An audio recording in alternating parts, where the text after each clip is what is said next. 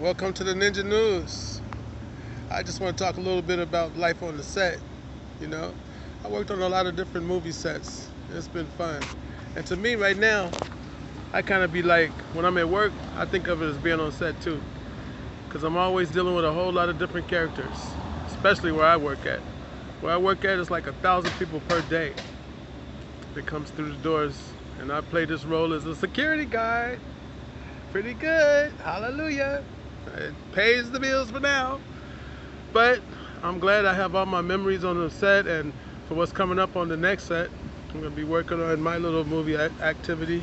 It's going to be fun. Man, shoots. I remember one of the first time I arrived on set, it was on Cyber Tracker 2. So I get to the set, and I was all excited because I had won the Action on Film Festival. Well, what was that? Let me see something. Let me start out over. I had won so many different awards, may I say, but that was way, way, way back. I had won the Hollywood Martial Arts Contest, okay, Star Search. And so I got this part, and I was able to go to the set.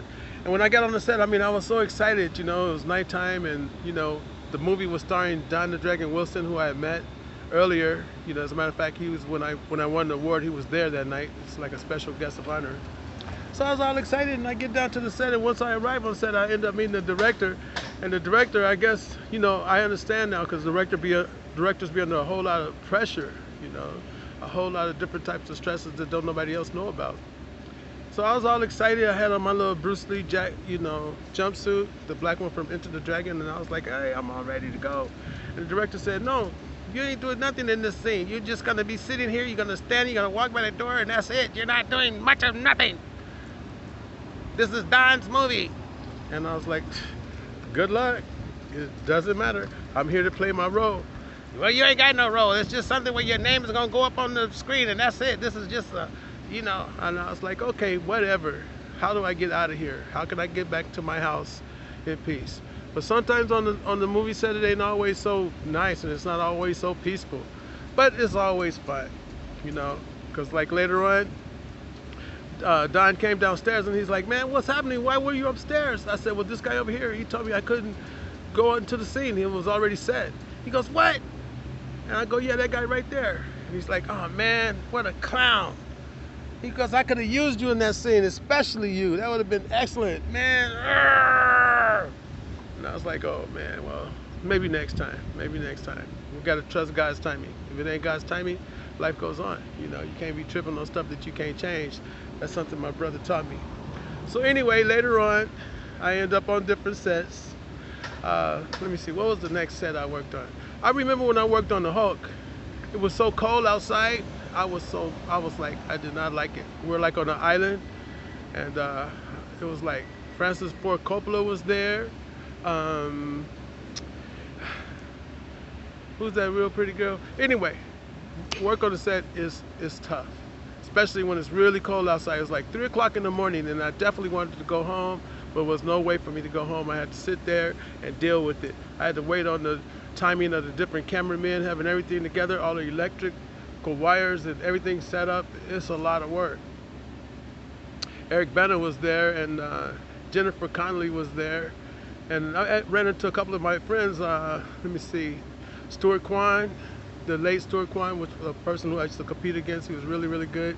He was on the set, and I can see his name, Simon Rhee. Simon Rhee, who's played in Best of the Best. He was on the set. Dana Inosanto, Daniel Inosanto's daughter. So it was pretty cool, you know, but it was cold, and we did our little scenes, you know.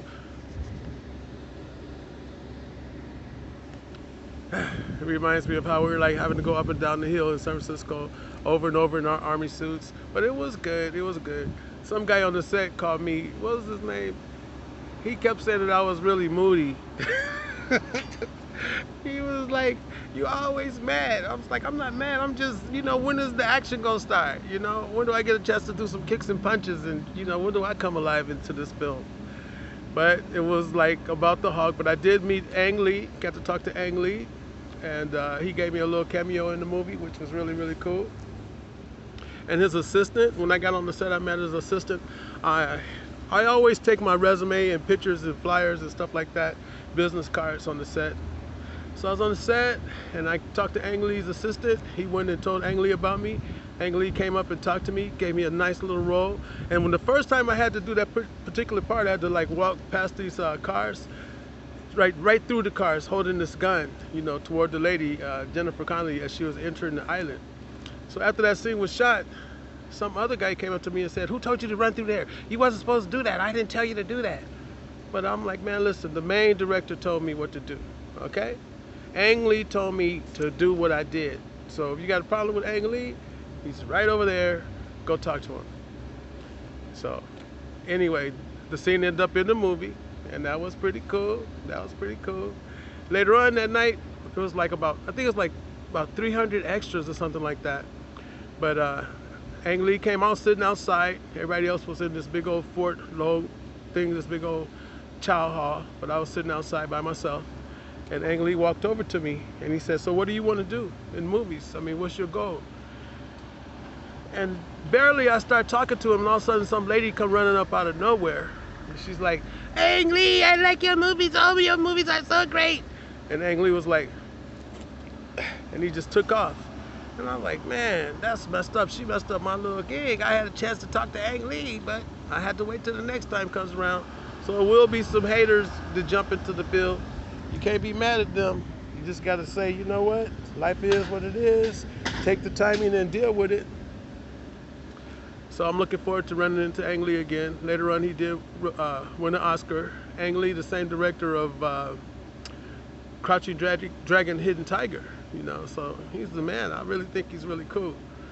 Next, I was on the set with Ice Cube when we worked on XXX State of the Union. That was really cool. Got to meet Ice Cube, got to talk to him a little bit. You know, got to exchange a couple of ideas. Gave him my self-defense DVD.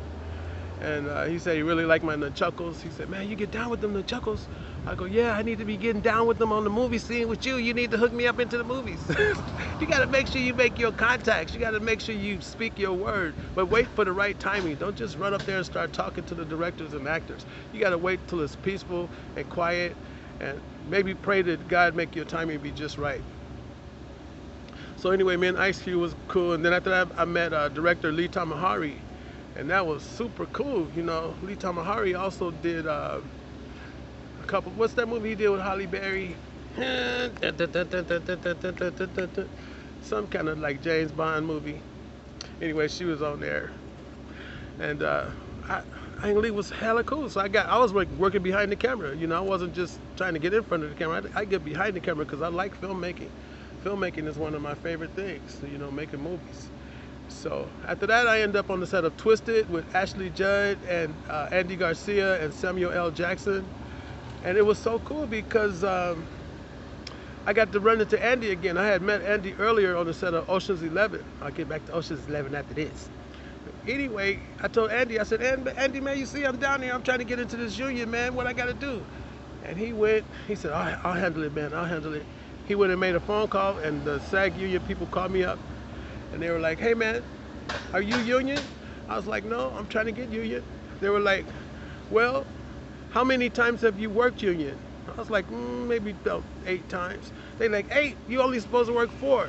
And they checked, actually they said only supposed to do 3. They checked the records and found out that I had already did what I needed to do to join the union. Now I just had to come up with the money. Which takes me back to the set of Ocean's 11 when I ran into Brad Pitt backstage. Brad was like, "Man, Chucky, you need to get into the union. Otherwise, you're just going to be somebody in the background running around." And I was like, "Man, but it costs like $5,000 to join the union." He goes, "Yeah, but you can do it." I go, "5,000?" He goes, "You can do it. You can do it. Put your mind to it. You can do it." So I was like, okay. So I just went along with the program, got back to my home little town in Vallejo, and I told somebody, "I got to meet the most richest guy here in town." They said, "You were just talking to him. That guy over there you was talking to, he is like the richest guy in town. He owns like a cemetery and 2 funeral homes." I was like, "Oh my God." So I didn't even know. I was just talking to the man. So I went back, told him about my self-defense DVD. I told him what my plan was. He invited me to his museum. He has a museum of classic cars. I went to the museum. I ran into this guy who had a red Ferrari. He said, man, if you watch that car for you, I'll give you extra 20 bucks. I go, why don't you just buy my DVD? He goes, what DVD? I said, I have a self-defense DVD. Why don't you do that? He goes, okay, I'll buy the self-defense DVD and I'll give you $20 for watching my car. I was like, oh, thank you, thank you. Then he said, so what's stopping you from making it? What's stopping you from doing what you got to do? I was like, I'm trying to join the union, man, and it costs like $5,000. And $5,000 is a lot of money right now. He's like, you know what? Come to my office next Thursday, and that's a done deal. So I was like, okay. So the following Thursday, I went to his office, and man, he signed the check. I said, hey, man, put their name on it. Screen Actors Guild, not mine. Put their name on it. So he did, and the rest is history. I ended up being in the union. And do you know what? Time flies, man. That's why it's important to stay really busy. I've been in the union now for 20 years. 20 years. Man, it's been a long time. And I thank God for my friend Curtis, whose birthday is today. Happy birthday, Curtis! You know, Curtis is Jackie Chan's manager. We go way back. I've been knowing Curtis since I was like maybe 16 years old. But today is his birthday. We always keep in touch. We talk about once or twice, maybe 3 times a year if we're lucky. You know, Jackie right now is in Hong Kong, and he's not doing any filming right now. It's a little slow, you know, but he does have a new movie coming out right now called Vanguard. So you get a chance to go see it. I'm sure it's going to be full of action. And it was great to work with Jackie on the set of Rush Hour 2. He made me his VIP special guest. So I got a chance to run around with him and Chris Tucker, director Brett Ratner, Ernie Reyes Jr. was there, Simon Reed was there, James Liu, a lot of different people, man. So many things is happening so quick. I'm trying to do what I got to do before I got to go do something else that I don't want to do. And like it's a saying, you got to do what you got to do in order to get where you got to go. You got to struggle sometimes. No struggle, no success.